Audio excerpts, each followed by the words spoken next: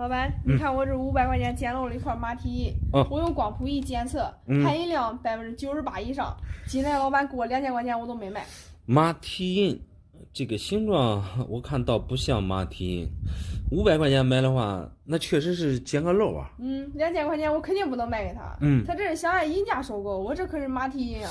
真正的马蹄印按银价卖，确实是太亏了。看你这个造型，倒像是一个碗，中间凹陷进去了，而且它这个面高低不平，这个做工啊非常粗糙。你这个东西有什么来历？你能说一说吗？我前天去农村俺朋友家里面玩，他邻居80多岁老太太家里面，我看着那喂小鸡儿的案板上看见嘞，当时上面都沾着泥巴黑乎乎嘞。黑乎乎的不至于啊，你这个看起来明光照眼的，这银子一般都会氧化，这带包浆啊。我这找今年老板给我烧嘞，没想到管烧那么白，看着很舒服。给你说句不好听的啊，你这如果真是过去的马蹄印的话，经你这样一烧啊，它这个价值要贬低一半。为啥这样说吧？因为古董啊有很多属性都是看它这个包浆的，外面的包浆非常重要，就像收藏银元一样，那包浆币和清洗币那价格啊能戳一大半。刚开始我也不懂这些，现在都习过了，手啥都管了。反正买的也不贵，也就500块钱。500块钱确实是捡个漏。今天老板给你2000是按这个银子的市场价算的，你没卖的话，你这有啥想法吗？我的想法其实也不高，我是这样认为的。这既然是过去的马蹄印，这怎么着也得卖个几十万。几十万，你这想法还不高。500块钱买过来的东西，你这转手都想卖几十万，你就相当于是暴利了。你说像咱们平时做生意啥的话，对吧？做什么也不会有这样的利润啊。平时确实是没有这样的利润，我这不是赶巧了吗？你给我看看能值多少吧。行，能值多少钱，我们来探讨一下也行。据你刚才说的这个信息啊，光谱仪检测的结果，含银量是98%以上。这个银子啊，毋庸置疑了，因为过去无论是银锭还是银挺，它这个含银量都是接近98%嘞。这些数据啊，就是它这个含银量。但是看你这个造型啊，它并不符合马蹄印的特征。顾名思义，马蹄印它的外观啊，应该像马蹄一样，这是第一个最主要的特征。第二个就是它这个重量了，因为过去的这个银两啊，它都有这个一定的重量，因为它是流通货币嘛，都有它的标准重量。像马蹄大小的呀，基本上都是50两的。在明朝那个时候被称为银元包，这种马蹄印就是银元包。而明朝那时候的1两是37.3克，一个马蹄银元包啊，就相当于现在的接近4斤重了。而你这个面看上去虽说大吧，但是你看整体啊，你看是非常薄的，所以综合而言的话，形状重量都对号入不了座。你这几十万的话，恐怕是没有人来买单。反正我是有信心卖几十万。这个不是谁捡漏回来的东西，这种心情啊，谁都不理解。你开个价吧。反正你是捡漏了，无论是古董也好，这个银子也罢，我感觉吧，那个金店老板给你开的那个价，挺靠谱的。现在的银子1颗也就5块钱左右吧，因为你这个东西啊，我看了不倒带，它即使烧过了，但是它这个形状，也不像马蹄印，你要是现在按现在的价钱卖的话，基本上也就是现在一个银价吧。那你早说呀！你告诉我他值2000块钱，我都懒得让你看了。东西还给我吧。别生气，你这样吧，祝你大卖吧，你再问问价。那我再问问吧。俺朋友借我2000块钱，买了他公有的20块银元，我总感觉他上当受骗了。2000块钱买20块银元，那确实不符合现在的行情。来，我看啥银元。我总感觉他什么都不懂，而且手里也没有钱。2000块钱还是找我借的，万一是假的，那可完蛋了。你这全是清一色的冤大头啊！我看这壁面包浆的话，这都是一眼开门的东西，真假没问题。2000块钱捡个大漏。捡大漏，对，你得看仔细点。我怎么看着很多银元都生绿锈了嘞？银元生绿锈很正常，因为银元的含银量是89%，所以受潮之后啊，生绿釉很正常。你这状态，这都是一眼开门的，而且壁面状态还都不错。恁朋友2000块钱，这是赚大了。既然是真的，我就放心了。这具体能值多少钱？我也不给他分了，反正是用我的钱买的。你给我算算能值多少钱，我现在就卖给你。不对啊，你这刚才不是说恁朋友借钱买了吗？你这给他卖了，这不太合适吧？你不知道，钱是借我的，东西也是让我去买的。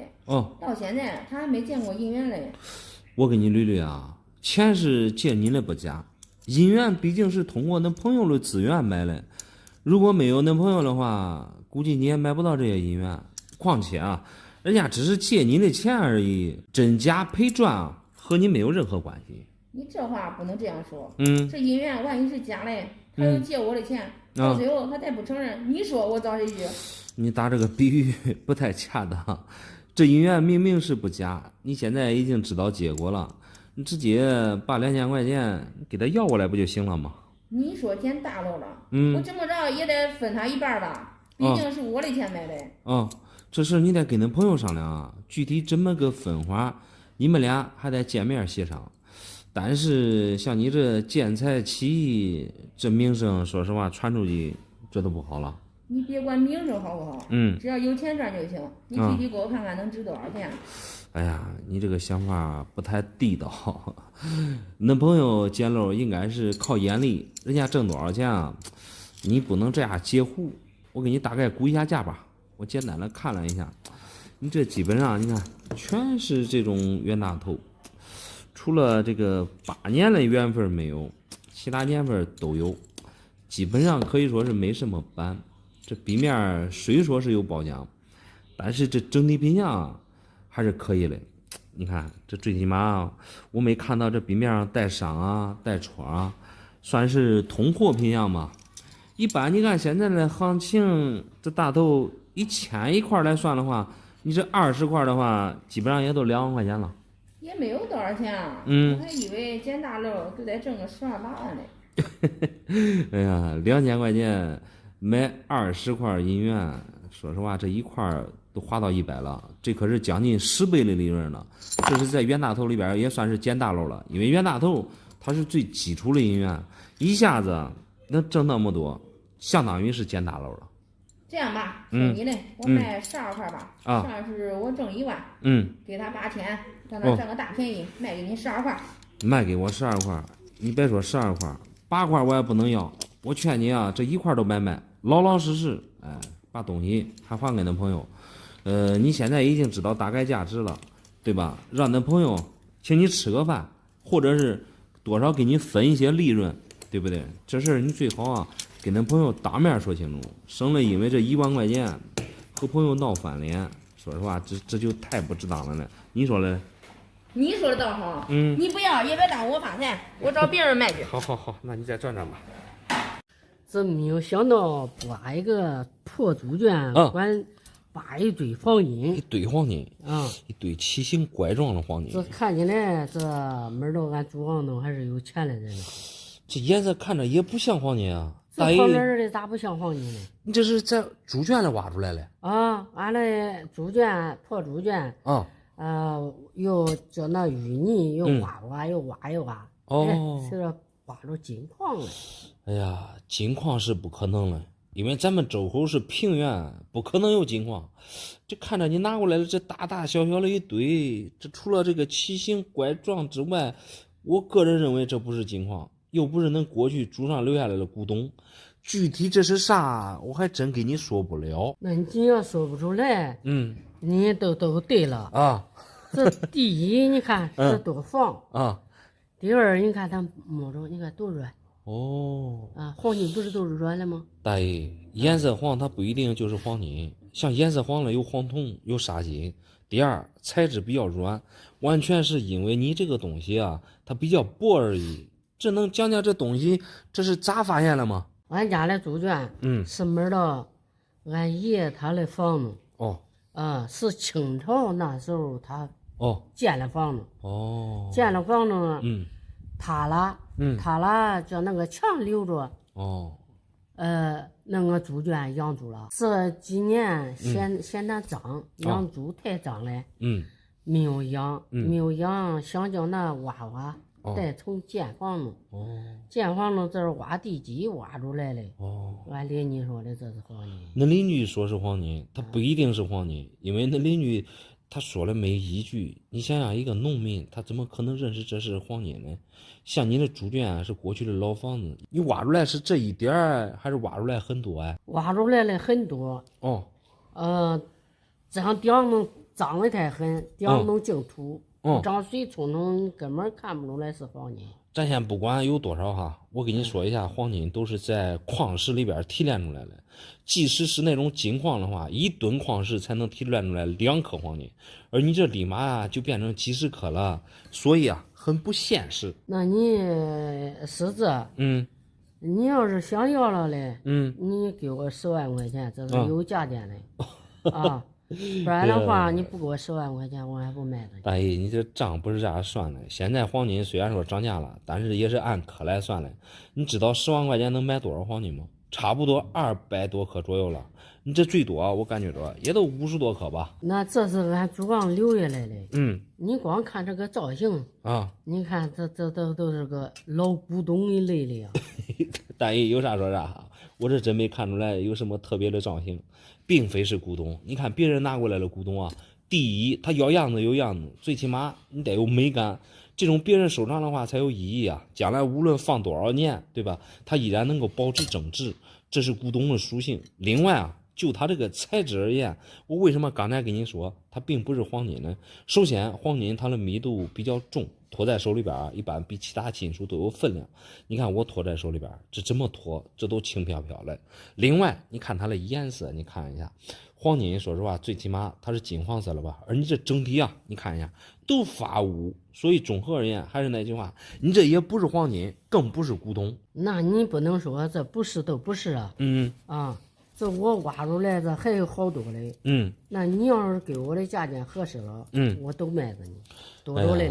大爷，我再跟你说一下，咱周口是平原，不存在有金矿之类的。即使有的话，金矿也不属于我们个人，因为地下的一切有价值的东西都是属于国家。还是那句话，你这啥都不是。你让我估价的话，也就是按铜价给你算吧。这一堆东西，别说10万了，10块钱也没有人要。那你估的价钱，这还真气人。我要10万，你给我10块钱。对，那你真气人，这价钱。我跟你说实话吧，大爷，你这东西啊，我要它没用，也给你还不了价，也给你估的价钱，你做一下参考就行了。东西还是你的，给你赶紧收好。那你估的价钱真气人，那我还拿走，我还不卖了。好。小伙子，你看看我这到底是个啥东西？前几天我去买菜，一个80多岁的老头送给我的。哇塞，大爷，你这东西拖着还挺沉啊！这东西黄澄澄的，上面打来还有字，这看着倒像黄金。这东西是哪来的呀？我是个卖山药的，我种2亩地的山药。一个80多岁的老头他买我500块钱的山药，交了200块钱的现金。等于这是300块钱买的。相当于300块钱买回来了。那你这绝对是捡大漏啊！我为什么这么说吧？因为你这个金锭有那么重。第一，你看现在的黄金又有那么贵。第二个，你看上面打的还有字，这在过去啊，金银上面打带字了呀，这都被称为基于锭子。那你讲的话我咋听不懂呢？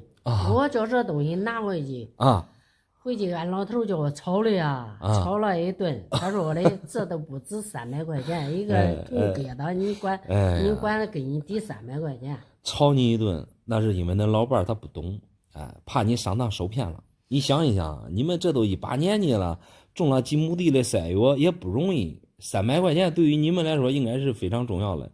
他给你一块这个也不顶吃，更不顶用，主要是那老伴不认识。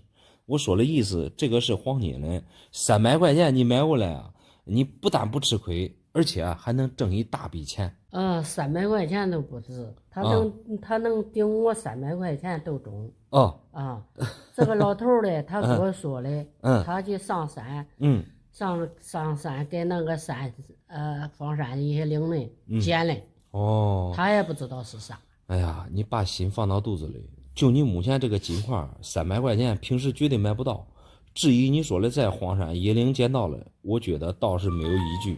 为啥这样说呢？因为你这个金块的形状它是40方方的，上面篆刻的还有字，基本上你去山里边的话，运气好的话，最多捡个狗头金之类的呗。觉得说实话和你这个区别很大嘞，有可能啊，那80多岁的老头他还没告诉你实话。就是这样说吧，你给我估价，我都要我那300块钱，要纸的钱带多少，我也得给他送回去。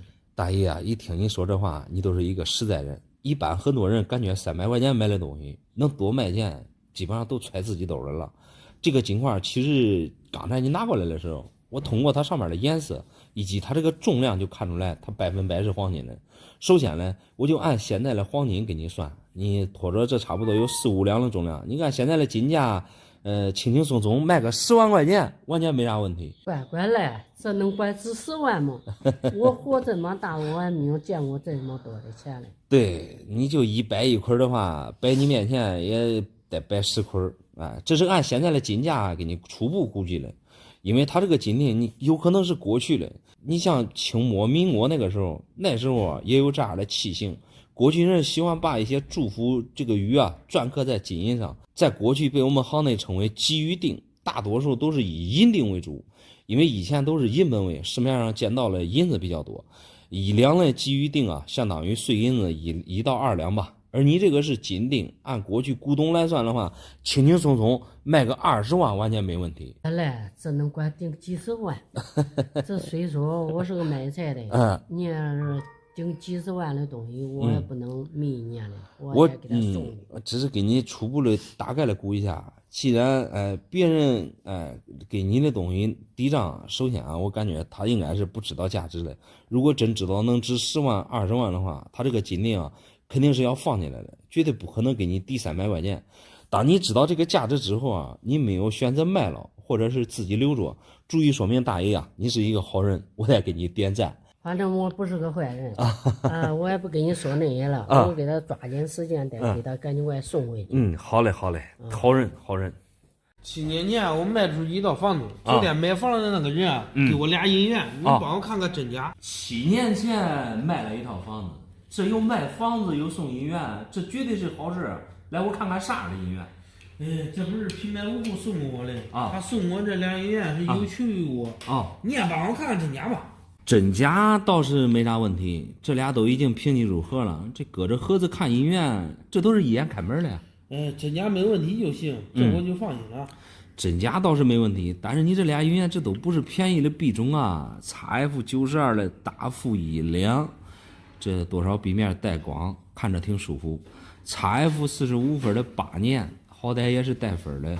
这平白无故的送你俩银元，这让你帮啥忙？能会送你俩银元？其实也帮不上什么忙。7年前我不是卖给他一套房子吗？70万块钱。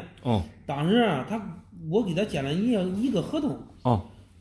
他说合同能丢了，这次找到我，想让我给他重新签一个。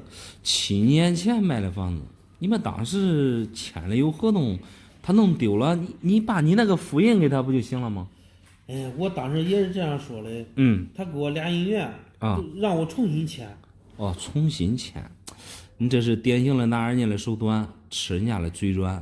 先不说这俩银元能值多少钱，卖房子签合同，这里边会不会有啥陷阱？他让你签合同的目的又是什么？房子已经卖了，签过合同了，再签会不会有什么不当之处？这些问题都是你需要考虑清楚、问清楚了呀。我感觉没什么吧。他的意思是之前的合同丢了，孩子上不了学之类的。之前签的好像是70万，这次想让我签一个100万的。说实话我对这个签合同这个事儿不太懂，具体里边有什么影响，我建议你还是找那些专业人士问一问。应该是没啥事吧？这都给我俩银元了，他能有啥坏心思吗？具体有啥坏心思我说不了。但是送给你这俩银元不便宜，这个事儿我觉得你还是谨慎一点为妥。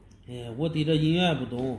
你就说这俩小玩意儿能值多少钱吧？那既然不懂，我就给你来估一下价钱。先说里边最便宜的这一个8年 XF45的空心叶，板别标注的很清楚，整体状态处于一种全身打。你看壁面是属于原汁原味的状态，通过这个品相币面看起来很温润，比那些清洗过的白币强太多了。目前给你估价的话，3500完全没啥问题。啥？就这一块能值3500，这个人也太不可思议了。我还以为200-300块钱呢。200-300块钱现在买不到啥的银元。另外一块这个大副就更贵一点了。首先你搁这壳子看，你看它俩大小是差不多，但是它这个大副的实际重量它是1两的，比普通的这个大头正好大一圈，重量重了好几克，装在盒子里边，这大小啊不易区分。最主要的是这种大副1两，它的纯实量比较少。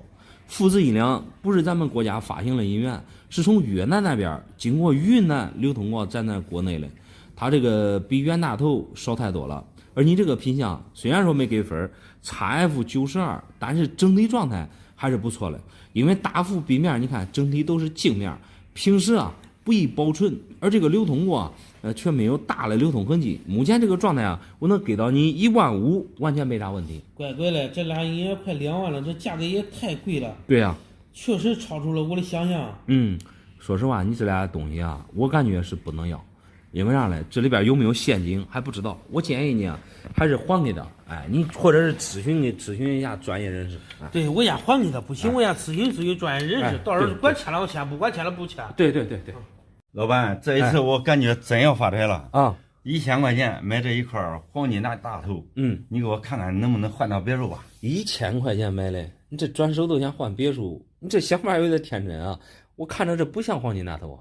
我都称重了，我跟你说，标准的是黄金重量，26.8克，一克不多，一克不少嘞。26.8，你要知道这是标准银元的重量，因为袁大头的重量是72分，也就是现在的26.8克。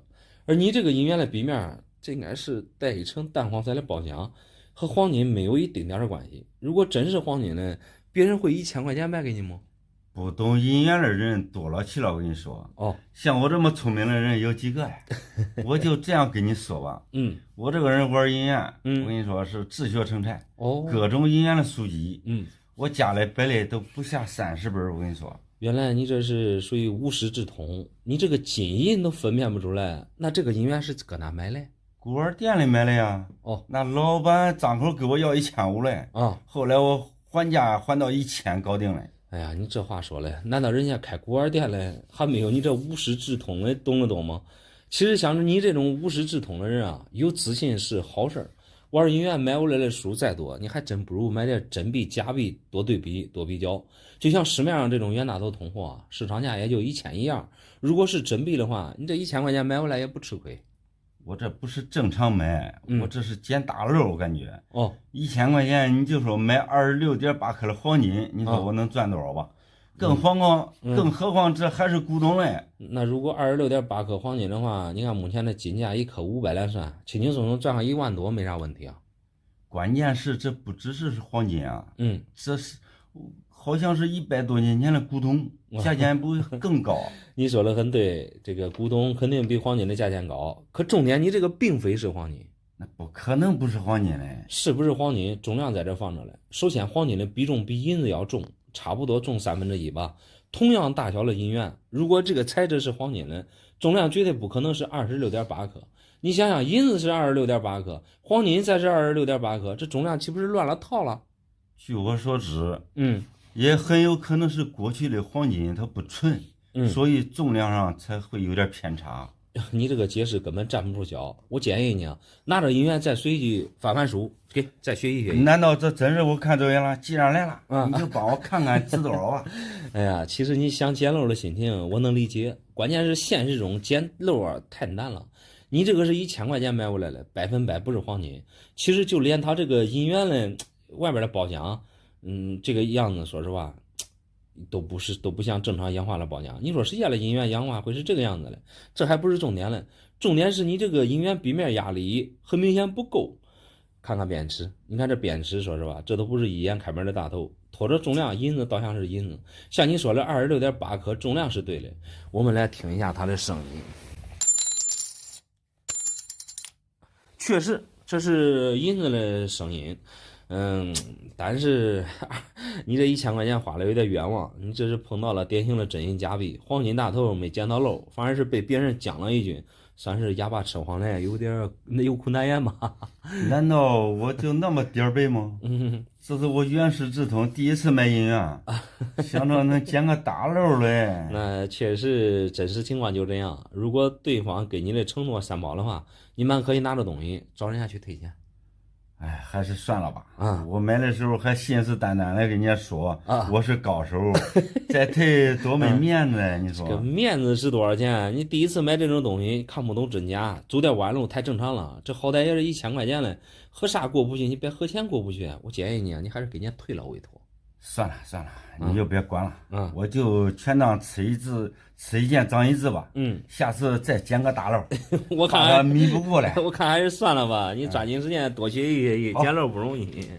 参加一次同学聚会，也有张对2000块钱的聚餐费，俺媳妇不同意我只有买这个银元解忧了。什么样的同学聚会吃个饭要兑2000块钱？这不同意也是事出有因啊。来，我看看你啥样的银元。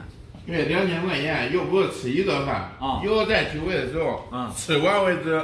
如果我不兑钱的话这样我在我同学面前多丢脸。确实别人都兑钱，你去吃饭不兑钱，确实挺没面子的。这是哪弄的银元？银元是俺媳妇的嫁妆上个月结婚的时候她拿回来的。首先这个银元真假是没啥问题，这都已经平静入盒了，原汁原味的33年北洋龙，整体状态还可以，而且还是一个版卷3大 S， 这个版啊平时并不常见。既然是恁媳妇儿的嫁妆，你这不经过恁媳妇儿的允许，这卖了去凑同学聚餐费不好吧？我还是迫于无奈现在财产大权是俺媳妇儿管控的我也不管3心2意了今个先卖了先凑餐费看看你这有没有便宜量的我买回去先应付吧。这两口子过日子弄虚作假不好吧？再说恁媳妇儿的嫁妆你给她换了，这性子就变了。那变样也没事我这不是遇到急事了吗？说实话，你这同学聚会算不上急事，关键性的问题是让兑2000块钱的餐费，这说实话有点不正常。咱们大家都是普通人，同学聚会见个面也都算了，你兑2000块钱有点影响生活了。尤其是像你这种兜里没钱了，你不能因为这个兑钱影响了你的生活。我这没完全影响自己的生活再说我这个人没啥就不能没面子。那是我在同学面前主要是不能丢人虽然说我一个月才3000块钱的工资但是这2000块钱我充定了你这是典型的死要面子活受罪啊！一个月才3000块钱的工资，一个聚餐费竟然要2000，你这不是闹着玩的吗？我没闹着玩我这不是1块银元搁这抵挣的吗？你这是典型的拆东墙补西墙，银元是恁媳妇儿的嫁妆，并非是你多余的钱，你去参加同学聚会。今天卖了聚餐会，钱是有了，但是恁媳妇儿知道了，这肯定也不愿意啊。我也知道老板是为我好对，啥都不说了你看看值多少钱吧？值多少钱？肯定是够你的聚餐费了，因为你拿过来了，这是一块龙样，33年的北洋龙，在龙阳系列里边纯食量也算少了，因为常见的34年的北洋龙，而你这个状态整体还是不错的。龙鳞方面来看，也算是全龙鳞了，因为33年的龙鳞平时都是那种模糊不清的，这是因为它模具的问题，龙鳞各方面得到了提升都是到34年才清晰一些。而你这个略比普通的33年北洋多一个版，双卷大 S， 它的特征比较明显。33年的书写方式你看一下，它这上半截和下半截有明显的不相连，而这个大 S 指的就是这个地方，这个字母 S 比其他的地方大，比旁边的其他字母显得大一点。这个版的细节其实就这2点，在33年北洋龙里边也算是一个版吧。其他过誉的话我都不说了，壁面虽然说有点流通痕迹，但是整体味道还是可以，大概给你估价的话差不多5-6千块钱吧。5-6千？对，这个价格我还是比较满意的其实我都用2000块钱剩下的4000你看你有没有和我这差不多的龙样？我买一个回去。有是有，但是你这想法不太好，最起码你在恁媳妇面前抬不起头，因为这个嫁妆对于一个女人来说非常重要，你换一个的话她肯定能看出来，再有一天穿帮了你再解释都不好使了，因为这个银元到时候肯定也卖了，建议你还是给她拿回去。算了，我看你既然给我刷嘴皮子，我还上其他家看去吧。哎，今年我结婚待客，既然上的全是蔬菜，哎，我这个岳父岳母啊，实在太抠门了，还送我一块银元，我总感觉不止500块钱。你先别生气，现在一块银元随便几百块钱买不到了吧？来，我先看你的东西。哎，总而言之啊，一句话，我岳父岳母啊太抠了啊，给我办的婚宴上来全是蔬菜，让我这个倒插门女婿啊很无语。兄弟啊，我先给你吃个定心丸啊。你这个银元500块钱绝对买不到，这是一块8年，入的是 PCGS 的合同。虽然说背面标注的是没给分 ，XF92 就是流通过的品相，有清晰，但是整体背面你看字口还算清晰，尤其是夹盒这一面带一层淡彩包浆，可以看出来，那这个岳父岳母还是不抠。婚宴上用的全是素菜。用这样的素菜待客，我还是真是第一次听说啊！我也是第一次遇见这奇葩的事啊！没想到竟然发生在我自己的婚礼上。平时啊，我岳父岳母比较注重养生，所以说这次他们私自做主，在我的婚礼上用了10几个菜，全是素菜。注重养生是对的，但是他们用错了地方。平时在家吃个饭，对吧？少吃肉，多吃青菜，无所谓。但是婚礼待客啊，它是一个非常正式的事情。你想想，亲朋好友远道而来，对吧？大家都想趁机饱餐一顿。你没想到这上菜全是素菜，这多多少少大家心里边肯定得有意见啊。哎，刚开始我以为荤菜在后边，没想到早等晚等，等到最后，什么菜都没有。结果大家都有意见，说我这个倒插门以后啊肯定没好日子过。哎，我这心里凉凉的。你也不要多虑，可能是那岳父岳母啊平时太抠了，把这个抠门啊发挥到了极致，把这个习惯搬到了婚宴上，完全没有考虑到别人的感受。之所以造成这样的后果啊，应该是和他们没有办过事儿，哎，在这一方面没有经验，哎，和你这个倒插门完全没有太大的关系，你不要多虑。哎，反正啊，弄得我有点懵。我看他们主要是太抠。我爸妈给俺媳妇儿1000块钱的红包。你看看我这块银元花值多少钱吧？哎，那爸妈应该是不会吃亏，因为现在随便一块8年大头啊，500，你别说500，1000你也买不到。这个8年啊，它可不是普通的冤大头，就像一般的那个冤大头啊，也就1800块钱的样子。而你这个是发行量少了这个8年。我们先来看一下是什么版，因为这个8年的大头它的发行量虽少，但是它这个版比较多。这个空心印啊，一般都是8年大头的标配。细看一下字面这边，中字看着有点小开口，哎，造字口有点斜。这个版啊，其实看得非常清晰了，开口中，斜口造。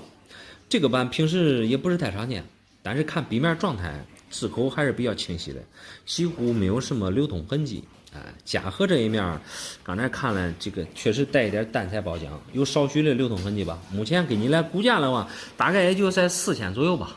4000？对，那相当于我爸妈没吃亏啊。那是。你这样说的话，我岳父岳母对我还不错。哎，就是今天的婚宴上的菜实在是太寒碜人了。说实话，结婚一辈子也都一次，你后悔啊也不可能再来一次了。本来结婚说实话也比较忙，你没有把好关，也怨不得别人。下次啊再见到你那些朋友，有情后补，补回来吧。哎，遇到这么抠门的岳父岳母，我也没办法，把这个银元卖了吧，卖了给我爸妈补账一。结婚礼物啊可不能随便卖，尤其是像那岳父岳母给你的这个算是改口费吧。你这随便卖了也不太合适。哎，算了，不卖就不卖吧，反正我这上门女婿不定啥时候回家了，叫这块银元拿给俺爸妈，算是补偿给他了。这样也可以。哎，到时候你给他岳父岳母解释一下，就送给爸妈了。好，行，谢谢你啊。没事。